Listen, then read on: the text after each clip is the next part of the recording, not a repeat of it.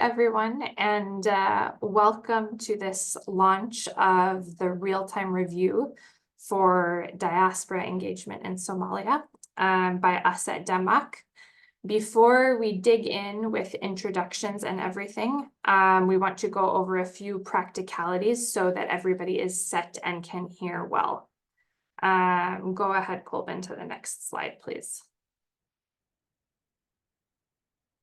So the panel, the webinar today will be 90 minutes. You're welcome to post any questions in the Q&A section, where we will respond to you as soon as possible, and especially during the Q&A section at the end.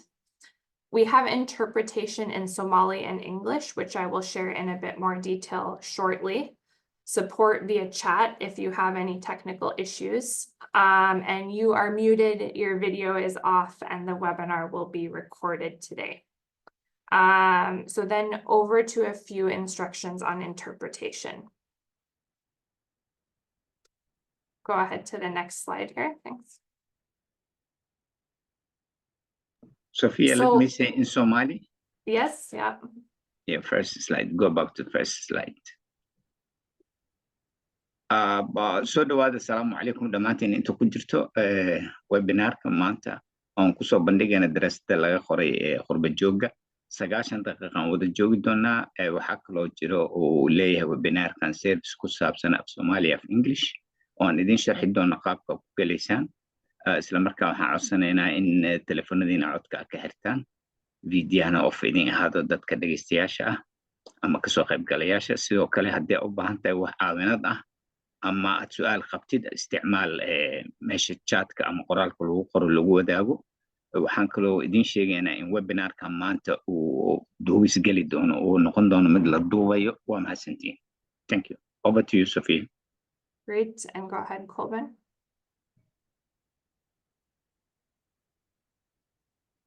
To the next slide, please. Yes, thanks. So interpretation is needed for this webinar. We will have speakers speaking in both English and in Somali.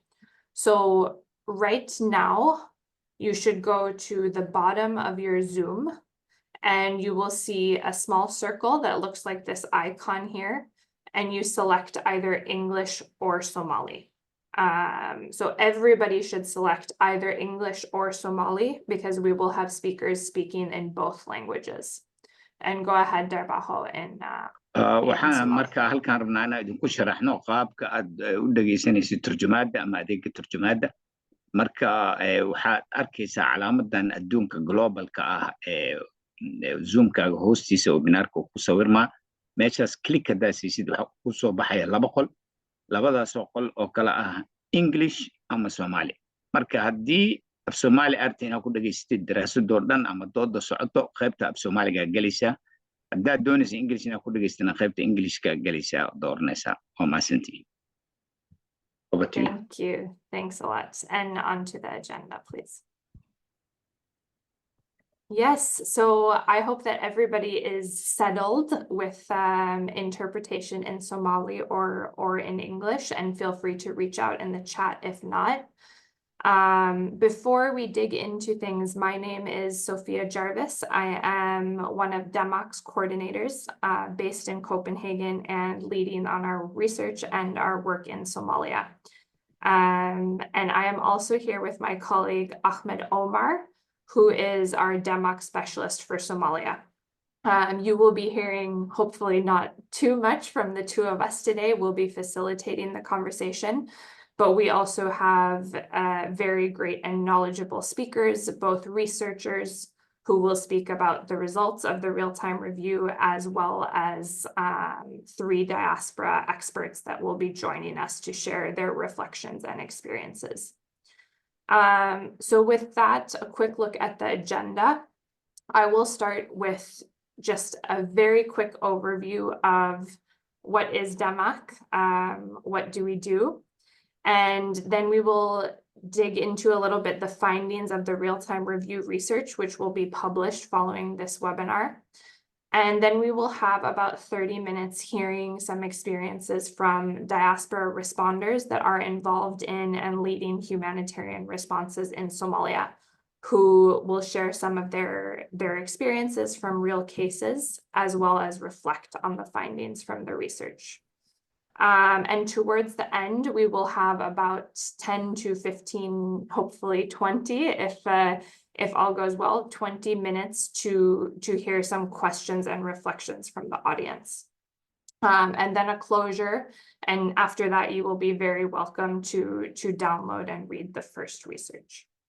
So go ahead to the next slide, please. And a final reminder, in case anybody is dropping in first, that if you're joining just now, please select either English or Somali, as we will have both languages today. And Darbaho, if you could just repeat one more time to make sure that everybody has access. soo dhawaada walaalaha gadaal ka soo galay waxaan idiin sheegaynaa in webinaarka maanta uu leeyahay adeeg turjumaad oo af Soomaali af English ah marka haddaa u baahan tahay inaad Soomaali ahaan ku dhageystid ama English ahaan waxaad dooranaysaa calaamadaas iconkaas oo globalka adduunka hoos ku sawiran click markaad siisid waxaa kuu soo baxaya Soomaali ama English marka qolkaad doontaa gelaysaa si luqadda aragtaa ugu dhageystid webinaarka iyo doodda socoto mahadsanidin. Thank you. Go ahead. So very briefly, an introduction to DEMOC and why we're here with you and hosting this webinar today. So DEMOC stands for Diaspora Emergency Action and Coordination. We were founded in 2015 based on a recognition and identification of a gap for supporting diaspora in their coordination, lifting up their visibility as humanitarian responders. We're hosted by Danish Refugee Council and funded by USAID, BHA. And this year, as well as the past year, we're very happy to be working in a close partnership with IOM under the project Enhancing Diaspora Operations and Coordination in Humanitarian Assistance for increased impact within a framework for diaspora engagement and humanitarian assistance. And I'm very happy also to see, I believe that we have some colleagues from IOM and USAID here today. So welcome and thank you for all your support. We work mainly in DEMOC through 3 strategic priorities to support diaspora humanitarian responders. Go ahead, Colvin. The 3 strategic priorities are, first of all, enhancing knowledge and awareness. So really spreading the word about who are diaspora, what is their humanitarian engagement, and what does it look like in all of the contexts that they work. Second, ensuring capacity development for both diaspora and local humanitarian organizations and networks. So we host, thematic learning events in specific contexts. We also bring together diaspora from several different contexts to facilitate knowledge and exchange. And lastly, we support coordination and operational response of diaspora and local actors during actual crises. And our research today actually falls under both pillars 1 and 3. So the real-time review that we will be launching is a review of Somali diaspora's humanitarian response, which Hannah, the researcher, will be telling you more about. But it is also supporting an ongoing operational support that DEMOC is working on in very close partnership with IOM colleagues to ensure enhanced coordination and support of Somali diaspora. And we won't talk too much about that today because we really want to focus on the research, but we're of course happy to engage on that farther down the road. Go ahead, Colvin. And before I hand over to our research specialist that's with us today, I want to just say a very, very big thank you to everyone who has made this research possible. There were countless diaspora representatives, countless community representatives, institutional actors, NGO actors in Somalia, government actors as well. I'm hoping we have the Department of Diaspora Affairs from Somalia with us today, because they were also involved in and supported the research through their participation. And we're really happy just to see many attendees from many different types of organizations here today, and hope that it can be a start for us to get a better insight into how diaspora respond to humanitarian needs and how we can all collaborate together. So I would then like to hand over to Hannah Marcus. Hannah Marcus is the research officer with Consilient Research based in Hargeisa, and she has a focus on humanitarian and development programs in the Horn of Africa. She led the research for this project, which I have to say was not an easy research to lead. So she has kind of the firsthand understanding of the findings and the results, as well as some of the challenges and contributions of the research. So welcome, Hannah, and over to you. Great. Thank you so much, Sophia, for your introduction.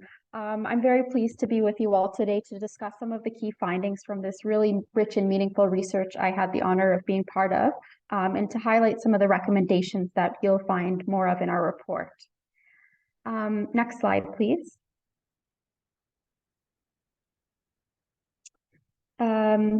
Sorry, whenever the slide could be advanced, that would be great. Perfect, thank you.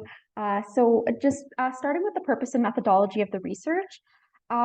So as many of you here probably know, Somalia suffered from recurrent shocks and crises now for decades. Climate disasters, conflict, and other intersecting drivers have all played a role. But past research has shown us that the Somali diaspora play a critical role in the humanitarian sector, and they often are even the first responders when humanitarian needs arise and fill in key gaps in the sector. That said, the specific operational modalities employed by DOs, their relative capacity to access hard-to-reach populations, and some of the strengths and challenges that they face within the humanitarian response sector are overall underexplored and poorly documented. So this RTR basically sought to respond to this knowledge gap by documenting DO responses to recent and ongoing humanitarian emergencies. And so our methodology involved first obtaining a broad overview of the breadth and scope of Somali diaspora initiatives through mapping diaspora organizations using DMAC's existing network, as well as online search portals, social media platforms, and snowballing. We also did qualitative interviews with 23 key informants, including national and district level stakeholders, diaspora organization representatives, and also representatives of communities receiving diaspora support. And we documented initiatives that responded to the needs of individuals as opposed to households or entire community. Sorry, to communities as opposed to households or individuals. And overall, while we did seek to understand how DOs target minority clans, we did not find examples of this, and as such, we also found that the perceived vulnerability, many DOs perceive vulnerability in a much broader sense than traditional humanitarian actors' definitions, which are often based on demographic categorizations. So moving on to the next slide now. So now I'd just like to introduce the diaspora response case studies. And so, as you may know, we tried to capture real-time and recent DO responses to humanitarian crises. And so we selected 2 case studies to ground our analysis. Of course, it was very challenging to identify case studies, given that Somalia has been in a state of protracted humanitarian crisis for decades, and neatly separating the drivers of humanitarian vulnerability is not an easy task, given that they're largely overlapping in nature. But in the end, we decided to focus on the 2023 GU rainy season floods in Beledweyne and the conflict-driven humanitarian situation in Jubaland. And we focused on humanitarian initiatives that were conducted in the lead up and response to the floods in Beledweyne, as well as those that were conducted following the intensification of the conflict in Jubaland between the Somali government and armed groups and de facto authorities. So it's Can we important to little note- bit slow down for interpretation purpose here, please? Continue. Of course, my apologies. So it's important to note that while many of the RTR findings are rooted in the evidence generated from case studies, the evidence was synthesized with other generic insights obtained from key informant interviews, diaspora organization mapping, etc. And this gives us overall more confidence in extrapolating the key themes to the broader ecosystem of Somali diaspora actors. So now moving on to the results of the mapping.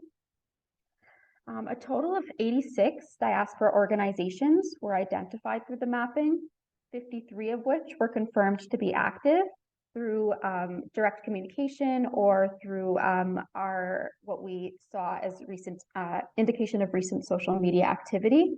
And sorry, you can advance the slide as well now. So the ones that we, as you'll see on this slide, what we identified was quite diverse. It included 64 diaspora organizations registered internationally, 18 registered locally, meaning within Somalia. 4 we identified were basically loose networks of volunteers, so they had a less formal structure and weren't formally registered. And then we saw that the headquarter countries were quite broad in scope. They spanned 13 countries. And overall, when determining what defined a diaspora organization, it's worthy to note that the cutoff was quite arbitrary because diaspora often work very closely with locally based organizations.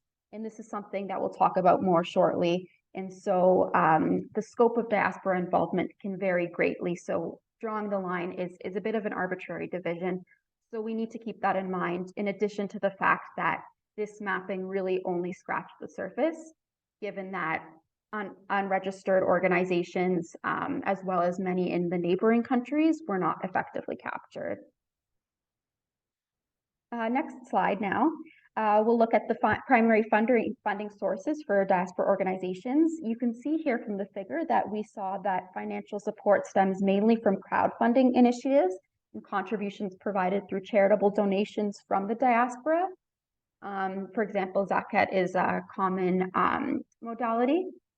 And of course, through the crowdfunding modalities used, they were highly diverse. And this is something that's really interesting and worth noting. And fundraising platforms we found were not only website-based or based on online fundraising campaigns, but also those coordinated through WhatsApp and other internal communication channels.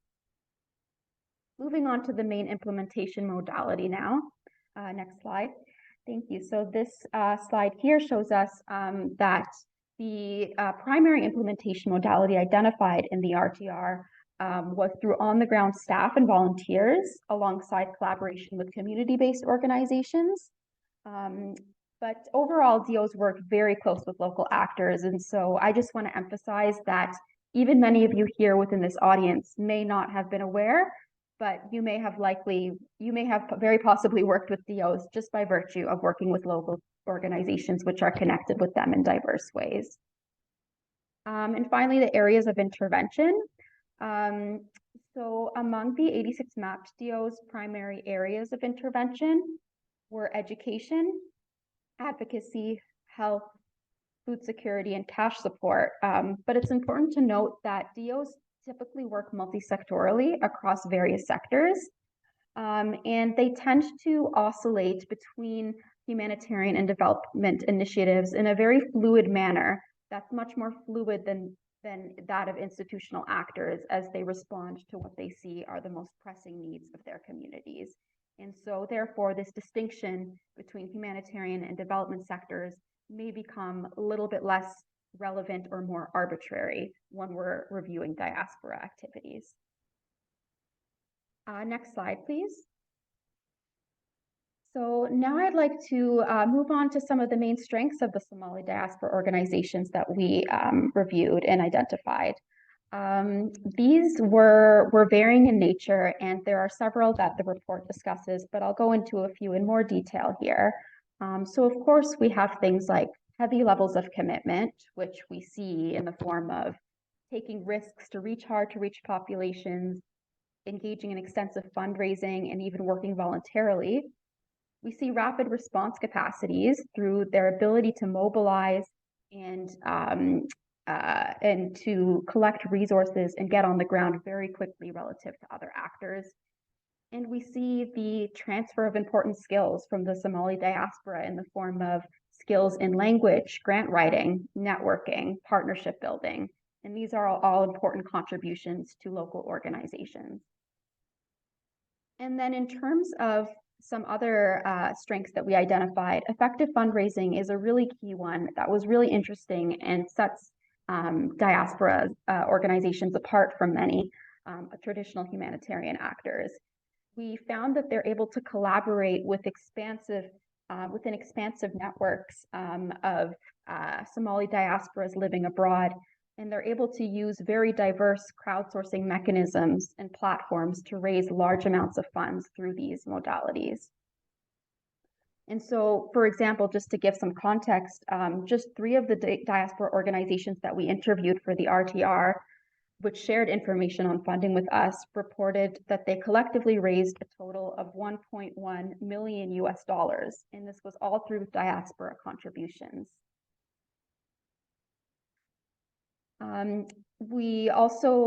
It's also worth noting that diaspora organizations exhibit high degrees of local embeddedness, and this is very much a strength in that it allows them to work through the Somali clan system and to leverage their close ties with local communities when accessing hard-to-reach populations.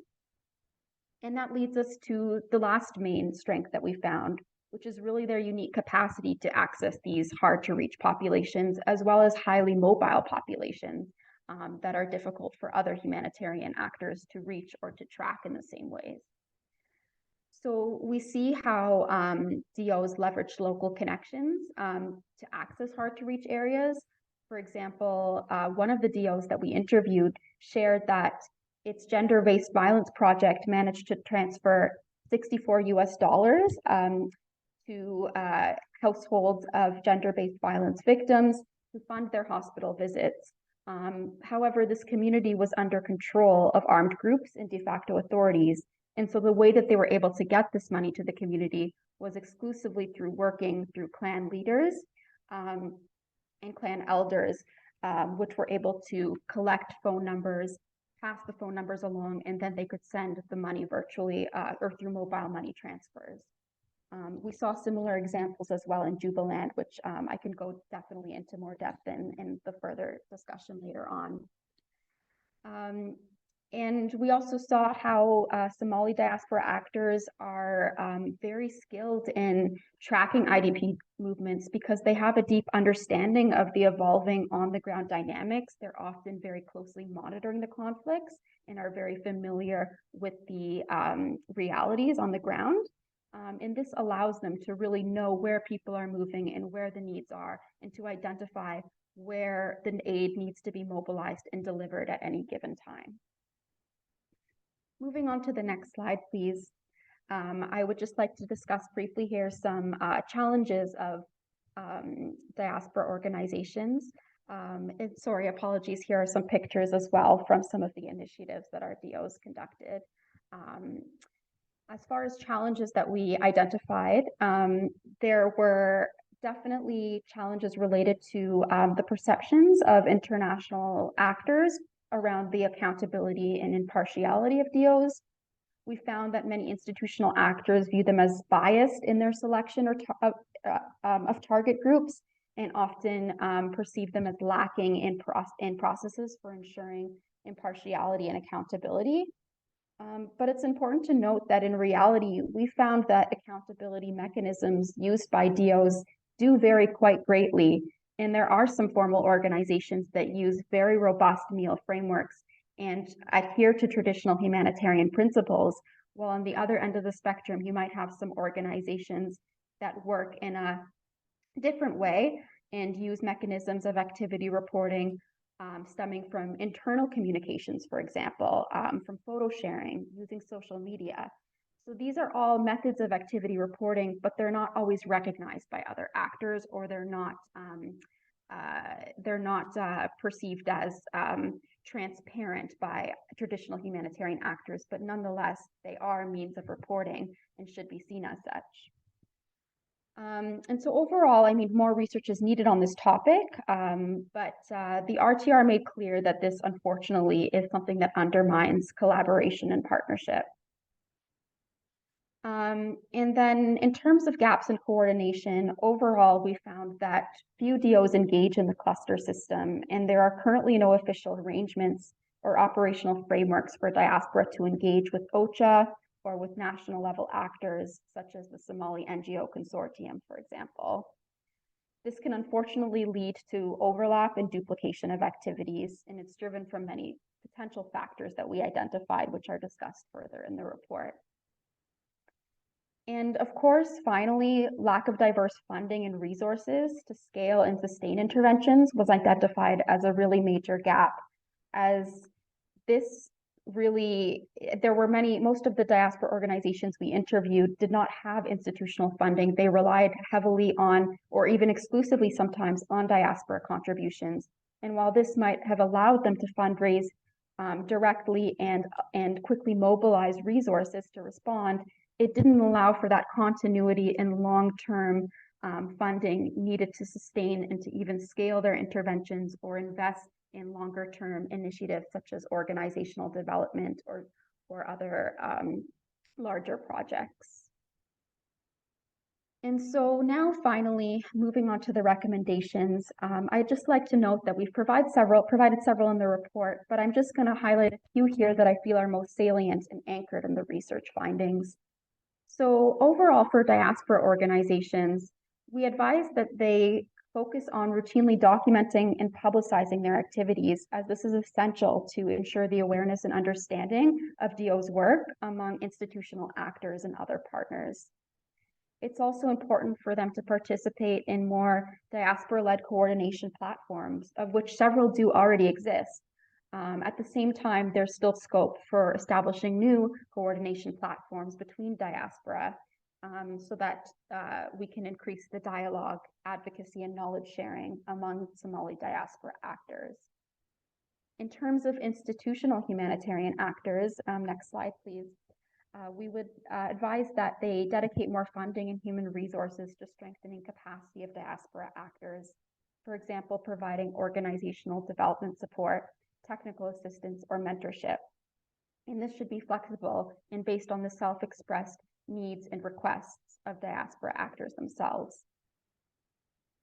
And they should also focus on developing more partnerships with diaspora actors to harness their expertise as transnational actors with knowledge from both international and local contexts. These partnerships can take many forms, including funding partnerships and also enlisting them as advisors to support them in accessing working in complex contexts. And finally, we would like to, last slide, please. We would like to provide some recommendations for DMAC, IOM, and diaspora support actors, specifically focusing on providing capacity development and technical support tailored to the expressed needs of diaspora actors, supporting them in building skills in areas like accountability, monitoring and reporting, fundraising, and humanitarian principles. And of course, it's essential that more forums be created for diaspora to engage, network, and build partnerships with institutional humanitarian actors. And so diaspora support partners can play an important role in creating these spaces by convening conferences, meetings, and sector-specific technical workshops, for example, where these actors can come together to build trust, understanding, and identify opportunities for collaboration. So that concludes my presentation for now. I want to thank you so much for listening, and I really look forward to further unpacking many of these topics in the subsequent discussions with our panelists. Thank you very much, Hannah. A concise presentation of a research that was very, very rich. I know you had a lot of data. And we will still have Hannah with us in the panel as well as during the question and answer session. So as we transition into our panel discussion, I mean, as you heard from Hannah, there is an enormous mobilization of diaspora humanitarian responders in Somalia. They are working across sectors, across the nexus, and with great connections to local actors and a very important role for humanitarian responses in Somalia. You can go and thank you, Koban. They also have some challenges, as many other humanitarian actors. So I'm very happy that we have with us a great and very experienced panel today. Go ahead to the next slide. Thank you. So we have 3 panelists joining us who will be able to speak to their experiences, some of which are reflected in the research, as well as to kind of more current experiences. And I'm very happy to be joined first by Mohammed Hassan Hagi, who is the chair for the organization SSPDO, Southern Somalia Peace and Development Organization, based in Denmark. And Mohammed brings with him decades of experience in development and humanitarian aid. We also have Abdullahi Ismail, who is the Secretary General for Al Rahma Foundation for Education and Development, which is a diaspora-led organization, but based, registered, and operating locally in Somalia. So he will be able to bring this perspective. And then last but not least, we have Hani Mohammed, who is the co-founder and executive director of International Relations to Restore Somalia Foundation, which is an international diaspora organization with representation all around the world, and main locations in Canada and Somalia. We were hoping to have with us today a representative from Global Somali Diaspora, who we are also working closely with in our response in Somalia, together with IOM colleagues. Due to unforeseen circumstances, they were not able to join, but nevertheless, we have a very strong group of panelists that will be able to share some experiences linked to the findings in the research. Mohammed and Abdullahi were both directly involved in the research and will share some information about the 2 cases that were explored in the research. And Hani from RSF is actually currently involved in a lot of the responses to the floods that are still in the early recovery phase and that happened this fall. So we have a strong panel with us. You can go ahead and shut down the PowerPoint now so that we can see our panelists here. And a reminder to all the panelists and to myself maybe to keep speaking slowly so that the interpreters can keep up. And with that, I will hand over to my colleague Ahmed to facilitate some questions about the responses of our panelists today. And you're muted still, Ahmed. Thank you very much, Sophia, and my regards to the panelists, Mohammed, Hani, and Abdullahi. You're all welcome. We will have a very quick discussion session, and I would like to start with Mohammed Hassan Haji. Welcome, Mohammed, chairman of SSBDO. SSBDO is a good example of diaspora organization based abroad and still contributing and responding the crisis in Somalia. Mohammed, first question I would like to ask is tell us more about SSBDO and also tell us about how you responded to the floods in Beledweyne in spring 2023. In brief, thank you. Thank you. My name is Mohammed Hassan, also called Levo. I am the chairman of the organization called SPDO, Southern Somali Peace and Development Organization. The organization is founded in Denmark in 2007, September 2007. And the reason we established that organization was because there was a great problem or store problem in Somalia. It was a time that Ethiopian troops invaded Somalia, and there was disasters. Some people were fled and fled from their places, and some of them were killed, and some of them were displaced. So therefore, we had to respond. Therefore, we established an organization, and then we began suddenly to collect some money to send those affected people. That was how we started in Somalia. And then we proceeded that, and we established a good relation with DRC, Danish Refugee Council, to establish some projects to Somalia. I mean, we had two organizations, two representatives or two partners in Somalia. One is called DAN, Development Action Network, and the other is called SOCDA, Somali Organization for Community Development Activity.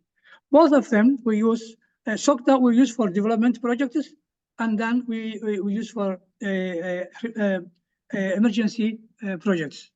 And now we focus on the response to disasters, and we were working with them from 2017 up to now. We have established with them or have implemented almost 6 projects. 3 of them was drought, and 3 of them were flood. The last 2 in last year was both of them flood. The one in good season and the one in their season. Both of them we responded to them. The way we respond is different from the way that we used to start. We used to start with collecting some money from Somali and send to the site. But this way is different. We have contacted with a organization, a very big organization called CISU or DERF. CISU is Civil Society in Development. DERF is a Danish Emergency Relief Fund. These 2 organizations that work together, and we have contact with them, and we submitted our applications to them to respond to that projects. And that we succeeded to interpret it or intervene almost 6 projects. Thank you. Thank you very much, Mohammed. MashaAllah.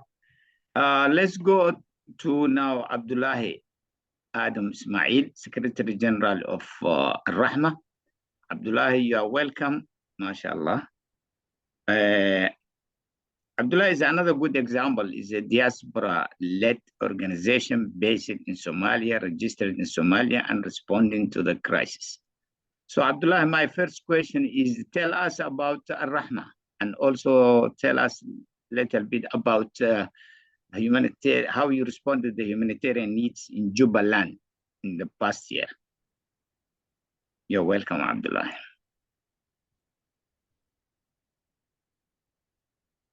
السلام عليكم ورحمة الله وبركاته. وأدوها دمان خيارته هيئة الرحمة فونديشن وحال أساسي 16 نوفمبر 2013 waxaana lagu aasaasay baahiyihii jiray markaas ayada Jubaland gaar ahaan xilliga ayada qaybo kamid deegaanadaas Jubaland ay ka socdeen dagaalo u dhaxeeyay dawladda iyo kooxaha ka soo horjeedo halkaasoo dadkii ay ku barakaceen sidoo kalena abaaro badan oo markaas ayada deegaanka ku soo fool lahaa oo saasaantooda ay muuqatay ayadoo laga dhiidinayo dad isu tagay oo qurbi joog iyo guda joogba isugu jiro waxay sameeyeen hay'adan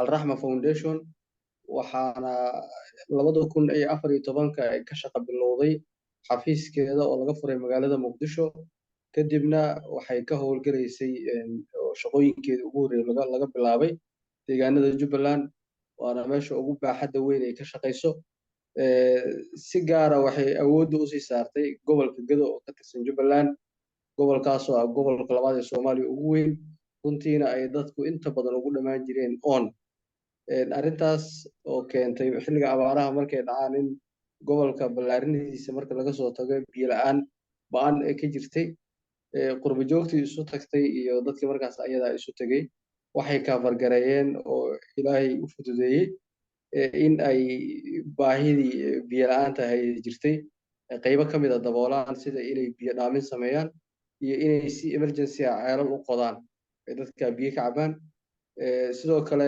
alraxma foundation magaceeda waa alraxma foundation for education and development waxay ka kooban tahay waxbarashada in kor loo qaado horumarinta iyo dib u dhiskana qayb mugle laga qaato waxbarashada Soomaaliya waxa ugu hooseeyay gobolka Boqol markii markaas ayada 2013 research soo baxay waxaa gobolka labaad ee ku soo xiga ahaa gobolka Gado oo Jubaland ka tirsan asagana alxamdulillah alraxma waxay ka hirgelisay inuu noqdo gobolka Soomaaliya iskuulada ugu badan grade-ka fiican ku baas ay noqdaan iskuulo badan ay ka dhistay waxbarashada way horumarisay sidoo kale jaamacad ay ka dhistay alraxma si kooban waxay ka shaqeysaa waxbarashada horumarinta iyo emergencies-ka fatahaadii hadda u dambeeyay ee Jubaland ka dhacay alraxma waxay ka geysatay gacan mug leh waxay ku bixisay lacag dhan ilaa $300,000 plus buundo weyn oo ay ka dhistay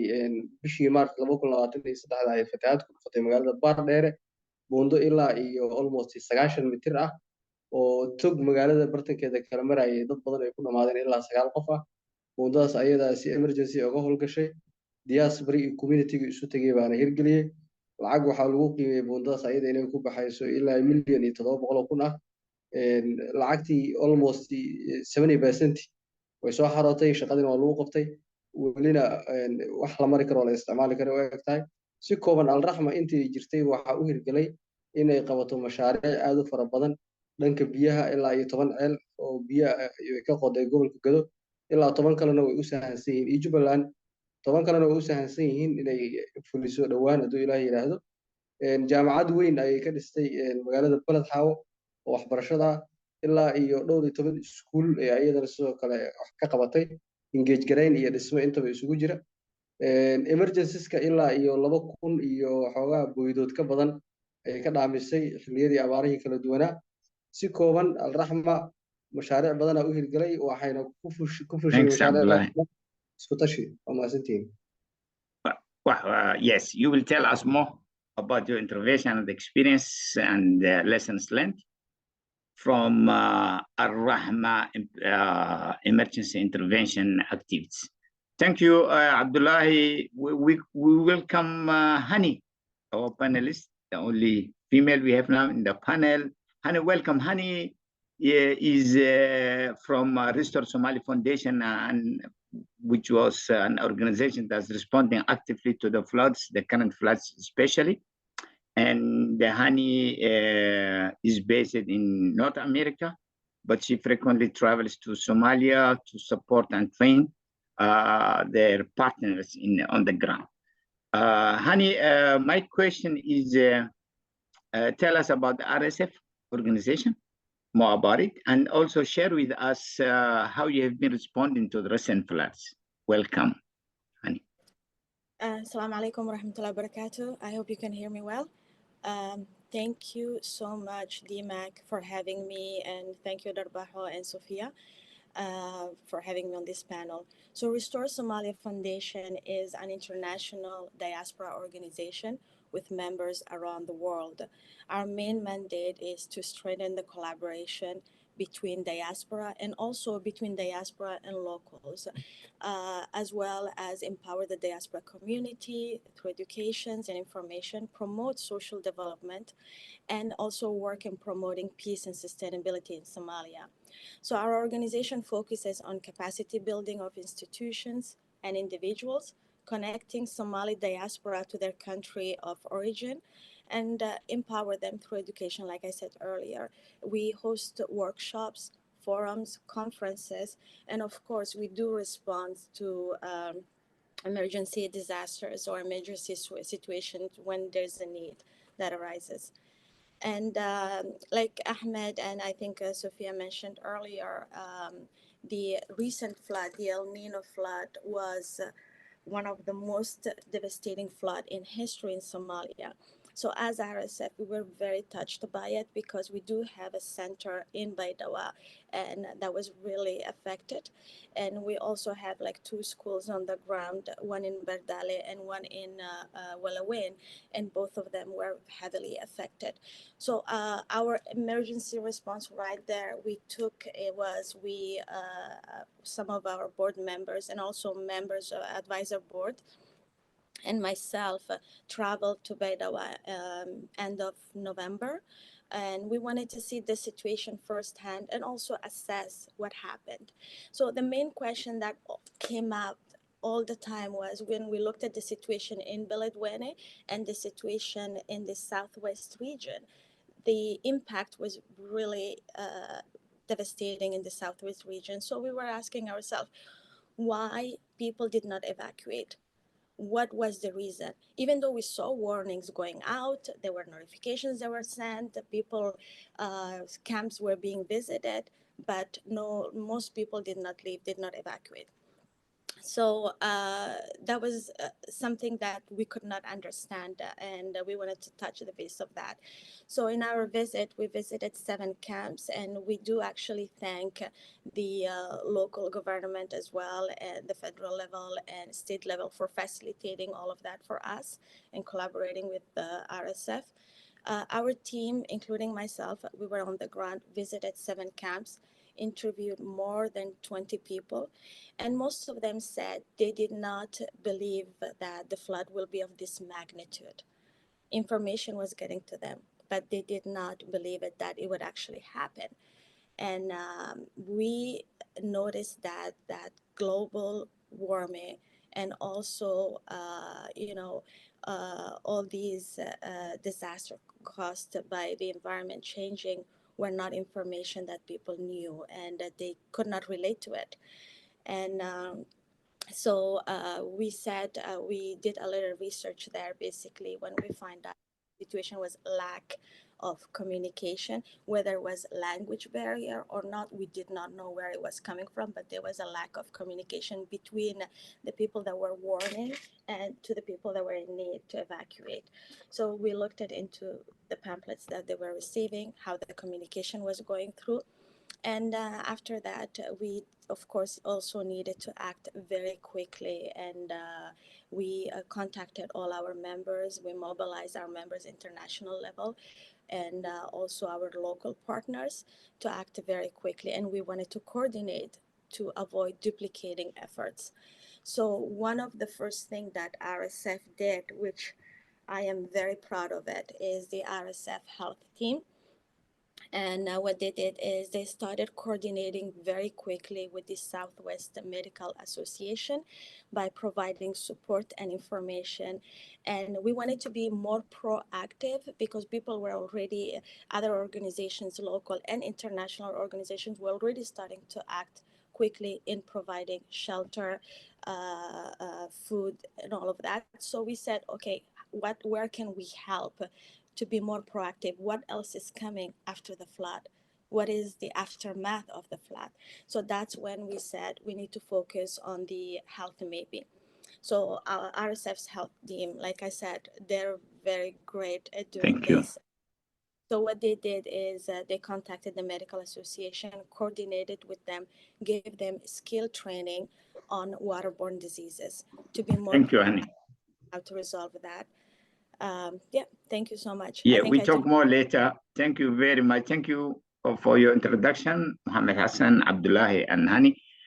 Over to you. We go to the next question. Over to you, Sophie. Yes, thank you so much, everyone. And I should have thought that it's hard to ask people to summarize years of experience and response in just a couple minutes. But we have a bit more time to talk, so I think we'll get more details here as well. I think just hearing about these different diaspora responses over many years, as well as in specific cases, you know, in Beledweyne in spring 2023, in Jubaland during the past year, and most recently in Southwest State during these recent devastating floods. These cases they really highlight some of the strengths that also came out of the research, including this huge role that diaspora living outside of Somalia have in terms of fundraising, capacity development, for example, in Hani's case, where, you know, they're really doing this research and assessment of where are the gaps, as well as important supporters to local actors. As Mohammed mentioned, in terms of having these two very consistent partners. And diaspora's role in strengthening localization and as positive contributors to the localization agenda is a big theme these days. And it is also an important finding that came out of the research, which is why I would like to look at this briefly. And I would like to start with you, Abdullahi, by asking you, as a local organization, can you please share very briefly with us how diaspora supports Al Rahma, how are diaspora involved in Al Rahma organization and support you as a locally based organization?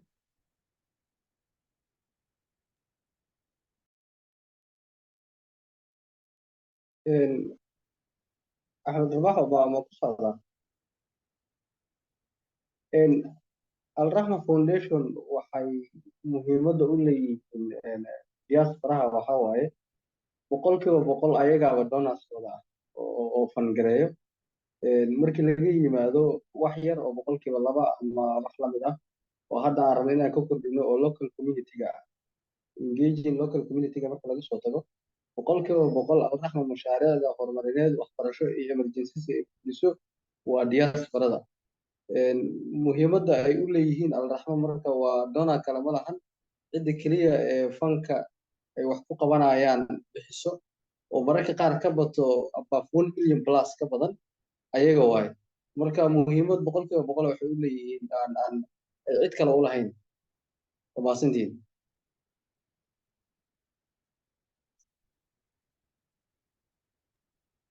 Thank you very much, Abdullahi. And then I would like to go over to you, Hani, as a diaspora organization based outside of Somalia. What are your thoughts on... Do we have a challenge with the interpretation? So if the interpreters could just make sure to be in the Somali room. It looks like it's good now. Thank you. It's not an easy feat running in two languages, so thank you for everybody's patience there. Oh, I think we still have an interpreter in, we still have one interpreter in the English room speaking Somali. I can't see who it is, if somebody can let him know. Okay. Yes, I try again to go over to you, Hani, for your thoughts on how diaspora organizations can support and empower local actors and what you do as RSF for local actors. Thank you, Sophia. So diaspora have always helped Somalia. I mean, Somalia lived through the war because of diaspora help, and it's really important, and now they can even do more than that. So there is so many initiatives that they can take because there's different generations of diaspora. There's a first generation and second generation, and the type of skills and the help they can contribute to the country, it's more than it used to be 20 years ago or 30 years ago when the war started. So one of our initiatives at RSF, what we did, taking diaspora's skills, was we initiated a forum called the Southern Somalia Peace and Sustainability Forum, which started in 2021. It's an annual forum. And that forum, the main goal of it is to harness the diaspora, the skills of diaspora and their potential, and also to build the tie, the relationship between diaspora to their country of origin, to Somalia, so they can go there and contribute for the betterment of the country. So this forum, we hold it, like we usually do it in different countries every year. 2021, due to the pandemic, we had to do it, of course, virtually. 2022, we did it in Istanbul. In 2023, most recently, we did it in Cairo, Egypt. And the main goal of the forum, like I said, is to connect. So last year's forum was themed youth leadership.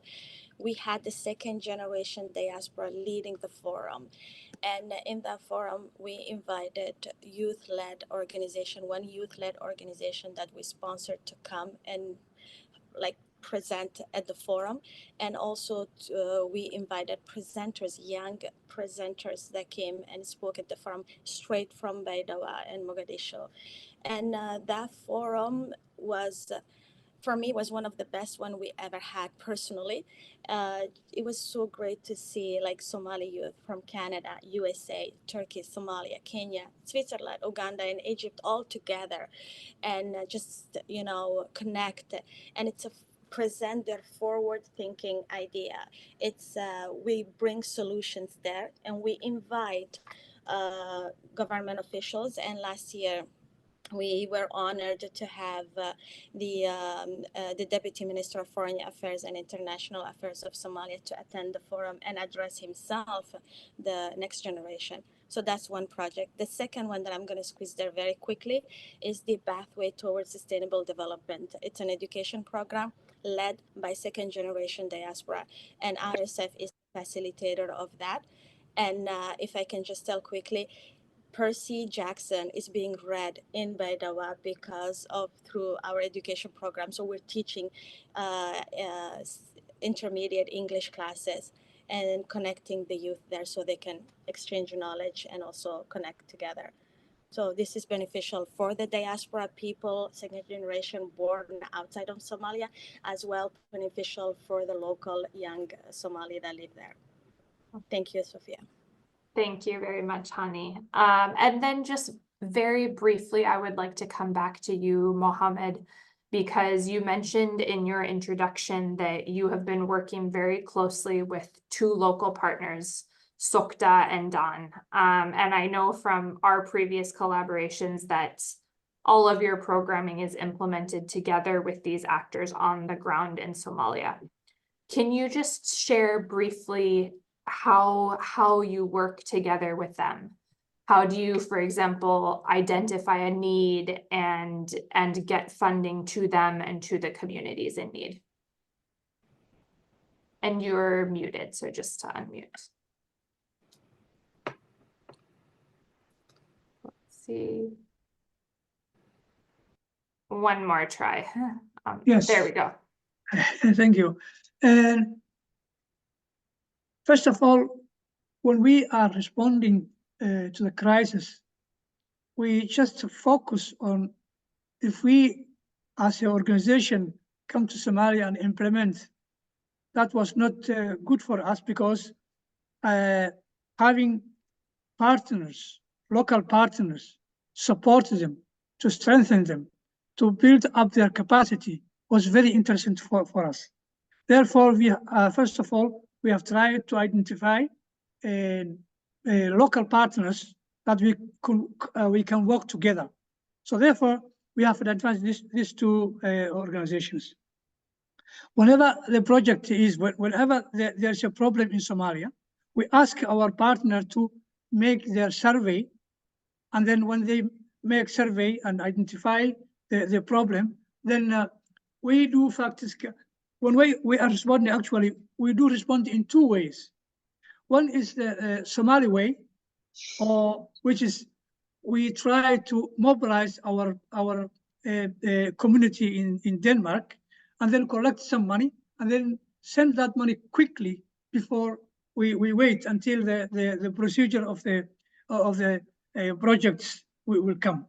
So therefore, we send some money. The last we did was that we have collected some money and we sent the two places, for example, Bulahau and Bulaburt. These two was the most vulnerable area that we have seen. They are in need of support. Therefore, the money we have collected, we sent them to them. And the other thing that I have told you, that whenever we have an alert, the alert we make some application alert to DERF, Danish Emergency Refugee Fund. So then they was respond to us, and then we just when we allowed the money, when we have the money, then we send to a local partner. And the reason we have chosen these two was that whenever we had contact with them, they were the only prominent that we could work together, and they have, both of them had very good experience in local area. So therefore we have chosen them, or we trusted them, and they work together.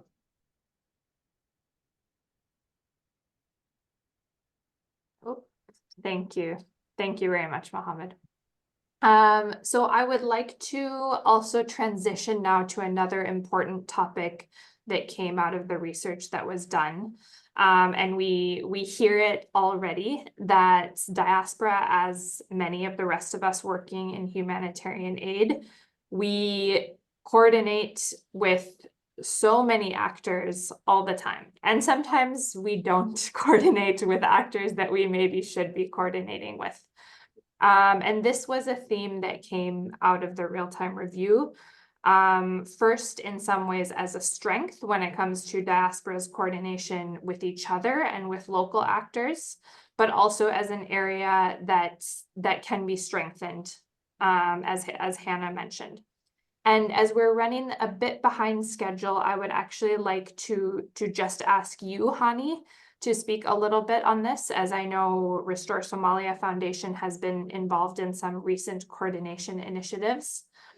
Can you share a little bit about your reflections on diaspora, who they should be coordinating with, and some kind of key strengths and areas for improvement in terms of coordination? Yes, thank you. I think it's really important for the coordination, and I like to look at this as a 3-level of coordination, or 3 ways. One is diaspora with each other within diaspora. That's one main coordination. The second one is diaspora with international organization, and the third one is diaspora with the local government.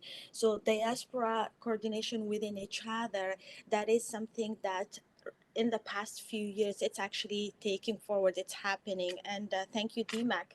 I mean, organizing these programs, inviting diaspora to exchange knowledge, also the trainings, the workshops, and now the real-time. It's really amazing, and that's already a good start of a coordination within diaspora. Now, diaspora with international organization, that's where it's actually lacking and the help it's needed. But again, DMAC, it's doing these programs where it's exposing and helping exposure for diaspora-led organizations, for international organizations to see them. The third one that is really important is diaspora coordinating with government. Many people might not know, but the federal government is working on an agenda, which is the Somalia diaspora policy, and they have a diaspora office, diaspora department, I think that's what's called, and RSF, it's actually a partner with them, and they facilitate many programs that diaspora want to deliver. Diasporas don't have the knowledge of the country. They don't know the ins and outs. They don't know where is safe, where is not. So something that recently the diaspora office did for RSF was we wanted to send a medical doctor back home just to help and during his free time to volunteer. And just last week, one of our member, also board advisor, Dr. Hassan Ibrahim, flew to Somalia, visiting Mogadishu, doing lectures at university, going to Baidawa, helping, I think, 3 hospitals, and also doing some procedures there. So the Ministry of Foreign Affairs International Corporation were able to assist RSF do that and facilitate this. Of course, everything we prepared ourselves, but they facilitated accessing the state level, everything coordinating. So this is a department that's functioning that many people might not know, and it's really important for the diaspora to work at a safe area where they feel welcomed. Thank you, Sophia. Thank you very much, Hani. And Hannah, I would actually invite you, because this was such kind of a vast pool of information. Could you also just share with us shortly some reflections from the research on where some of the challenges were when it comes to Diaspora's coordination with international actors? Yes, absolutely. Thank you so much, Sophia, for inviting me to provide some input here. I think that there are a lot of factors that the research identified that are potentially interwoven and quite complex in nature. But to kind of touch on a few of them that we found, we found that a lot of government and institutional humanitarian actors discussed how they have trouble coordinating with the diaspora because they feel that the diaspora's activities are quite fragmented and not coordinated or synthesized in a way that allows them to engage with the diaspora as a single unit. So this fragmentation makes it difficult to know where to engage and who to engage with in the perspective of the institutional humanitarian actors. And we also found that they feel that there's simply a lack of organization and documentation by diaspora actors concerning some of their initiatives.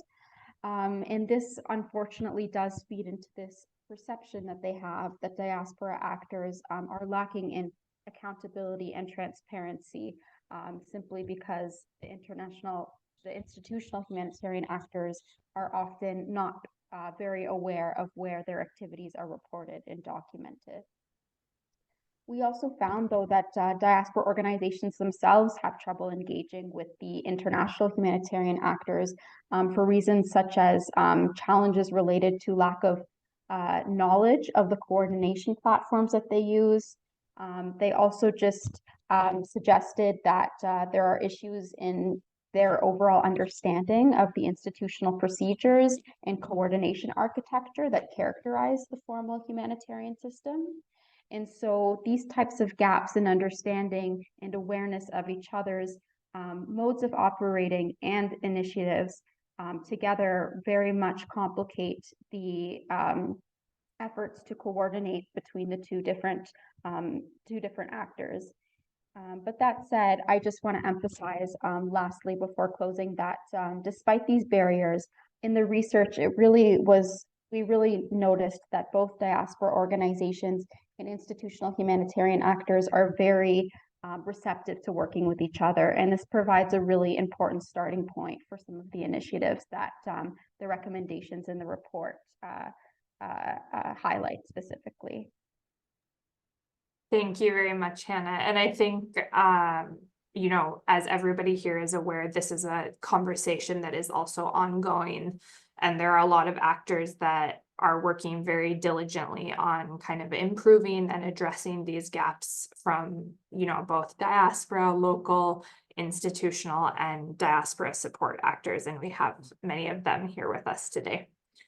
So thank you very much. Before, we already are seeing several questions coming in that I want to make sure we can pick up on. Before we go to those, I want to very quickly, as a closure, invite those of you in the panel to share a few very brief final comments on one major strength as you see it for diaspora actors, one challenge, and any thoughts on key ways forward. And I will start with you, Mohammed, for a very quick reflection on that. And to have you unmute Mohammed first. Oh, Levo, can you unmute? Yes, There thank we you. go. Thank you. The challenge, I mean, there's many challenges, but the more presently and in need are lack of funds. We need more fund. The fund that we are using now from the donors is not enough. And the one we are collecting from the community is not also enough. So in that case, we need more fund.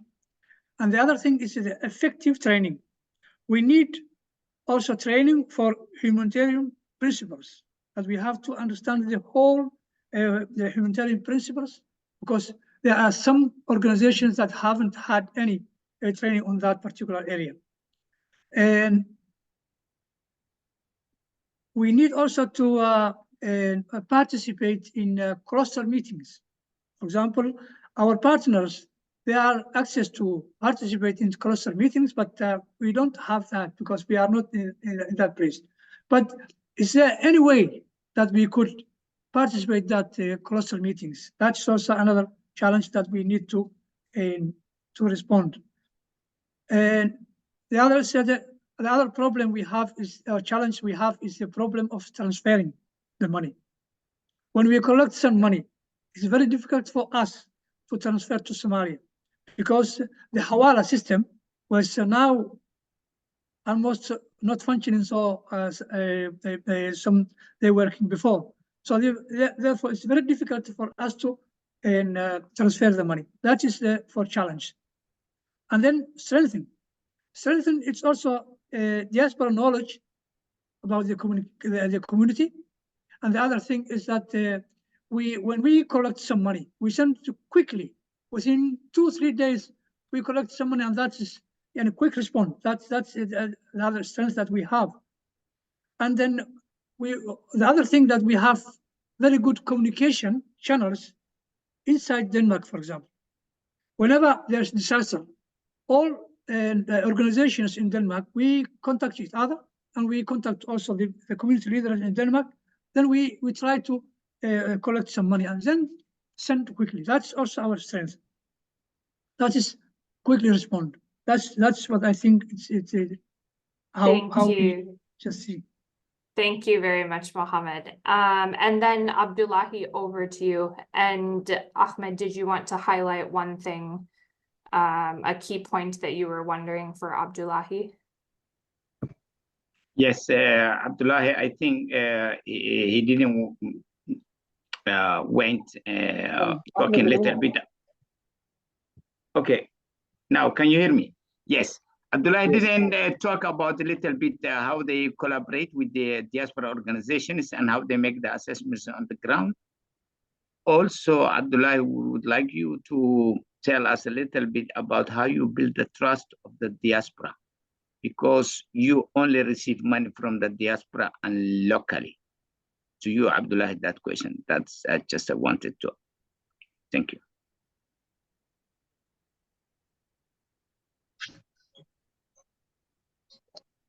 Abdullah. Mr. Ahmed, waa mahadsantihiin dhammaan panelka. Qurba joogta inay aaminaan waxaa qayb ka ah, waxay ka yihiin qaab dhismeedka hay'adda Al-Raxma Foundation qayb muhiim ah. Tusaale, Al-Raxma waxay u dhisan tahay laba gole, golaha boardka iyo golaha executive-ka.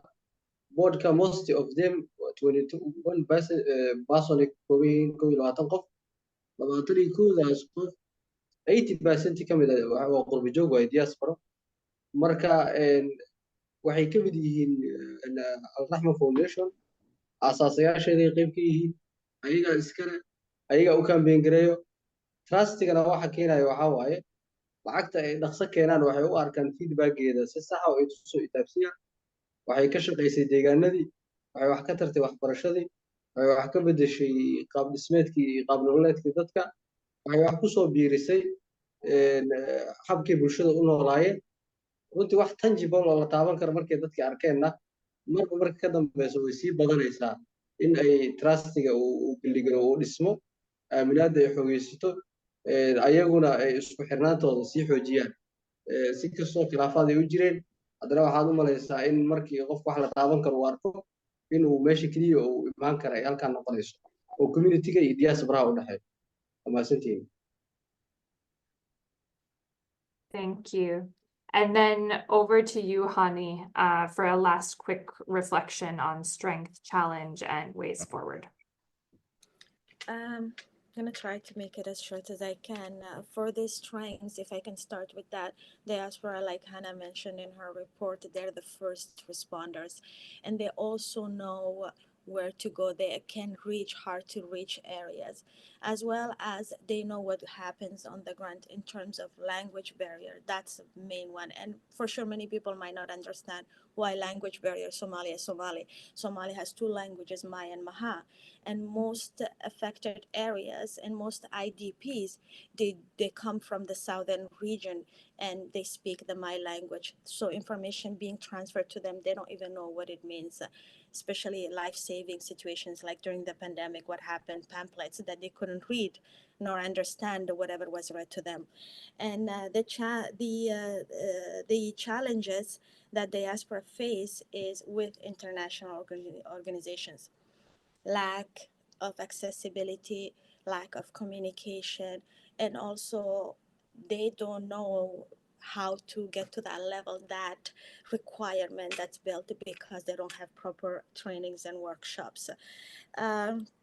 Opportunities, we do have a big opportunity of collaboration and also diaspora getting together, bringing all the strengths together for international organizations to see the visibility and the power of diaspora.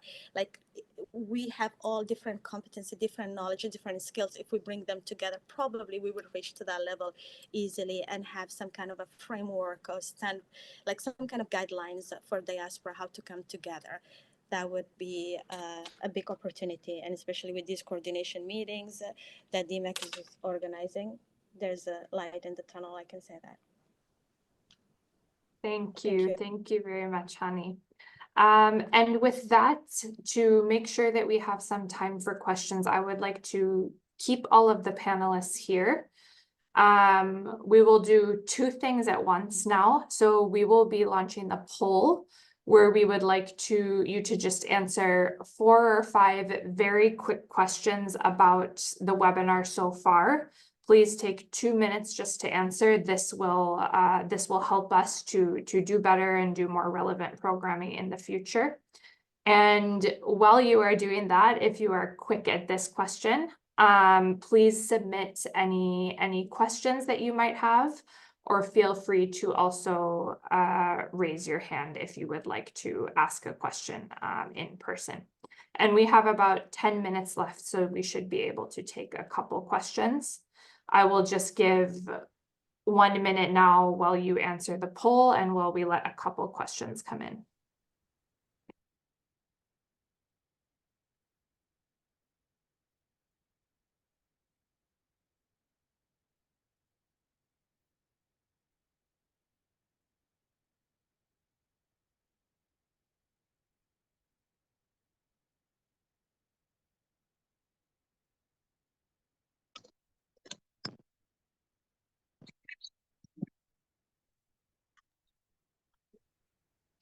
So in the meantime, feel free to keep answering the poll, and then I think we can close it down here probably in the next 30 seconds or so.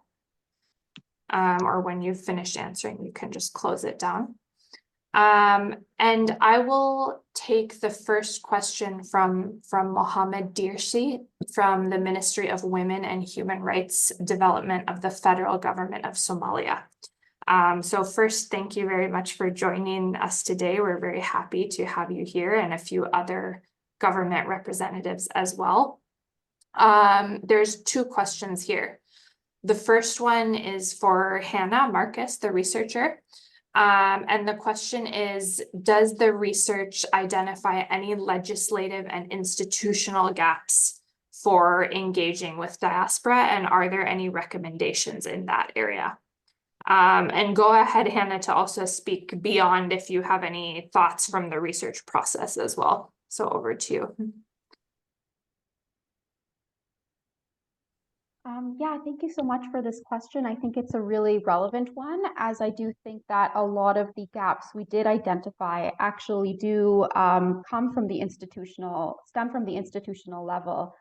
For example, we found that there are not any concrete frameworks for the diaspora to engage with institutional humanitarian actors, for example, OCHA or other coordination bodies at the national level. And this lack of there being a framework or an official policy to guide such coordination is in itself an institutional barrier to achieving that.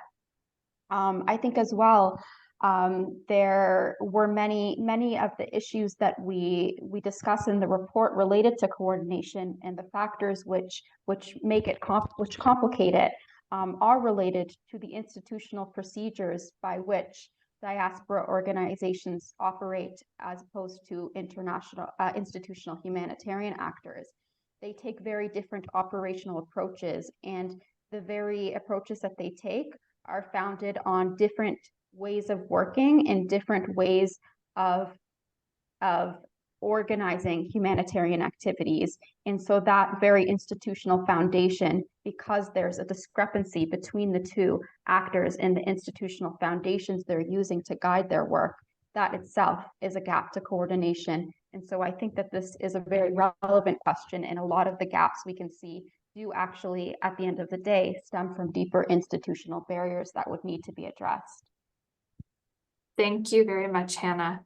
And the second part of the question is for the panelists, and that is, what are kind of the legislative, institutional policy measures that can be taken by the federal government to facilitate and empower diaspora? And please feel free to just unmute and or raise a finger if you would like to answer from the panelists. I'll go ahead. Go ahead, Yes. Hani, and then we can go ahead. Thank you. So there are already like few things in place, but they are not as out there as they should be, I think. And most international organizations or diaspora organizations that help and empower other diaspora organizations like DMAC are not.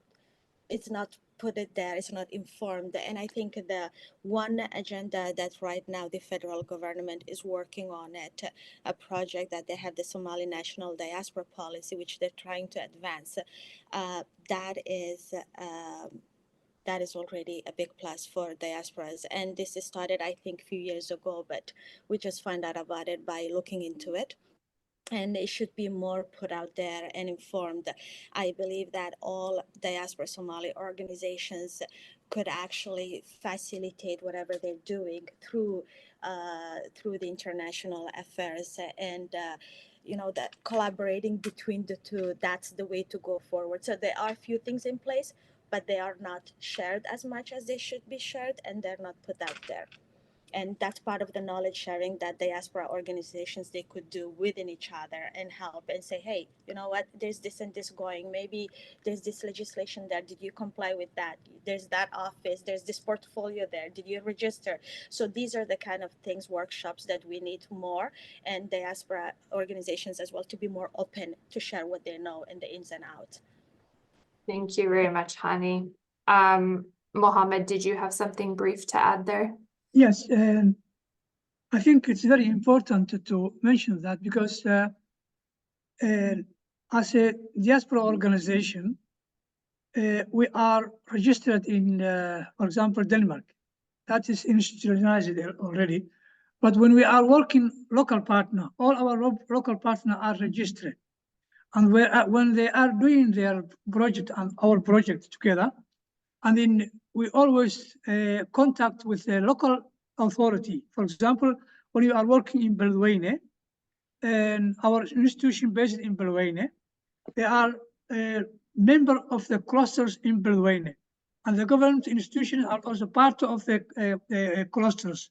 Then they all together, they just plan the coordination of the aid, how they could, for example, we have seen in one place that we are doing cash to the people, and then we are also doing training for the people, while other organizations are doing water supply or non-food items. So in that case, that are already coordinated between the local partner, the cluster, and the government representative in that area. In that case, we can see that is the institution situation is not bad. It's good. It's very good. It's working together. Yes. Thank you. Thank you very much. And we are very tight on time now, so I will take one last question with one response from the panelist. And this question is from Rashid Gal, who is a humanitarian advisor with a Diaspora organization. And his question is about the recommendation for capacity development for diaspora organizations, and the need for this. And his question is about what is the best way forward in terms of capacity development? And could one option be for diaspora organizations to be certified as addressing this gap and providing capacity development trainings themselves? So one quick comment on that from somebody in the panel. I'll go ahead, Sophia, if Thank I may. you. So this is a very good question. It's something that came up actually at the Diaspora, I think, Confederation meeting, if I'm reading the title right, in December. And one of the main recommendation that was repeated over and over was certification for diaspora organizations. Diaspora organizations could be registered, but do they have that capacity to connect directly with international organizations? So what happens is international organizations, they don't see documentation, written reports, all of that coming from diaspora because they don't have that capacity. They don't know the procedures. They don't know how to do monitoring and assessment. There's lack of knowledge there on capacity. So if there's an institution that actually certifies that and evaluates if diaspora organization are at that level, then that could open a channel of communication with international organizations. So there is a lot that could be done, and this is something that came up, and I'm glad that actually, I think his name was Rashid, asked that question, because there was a lot of that on that recommendation, and I totally agree. There should be something like that. All diaspora organizations could not be at the same level because they don't have the same capacity, they don't have the same knowledge of that. And since international organizations are saying that diaspora, they don't have accountability, maybe, capacity is lacking, all of that, this could be something that to channel that gap in there, to bridge that gap.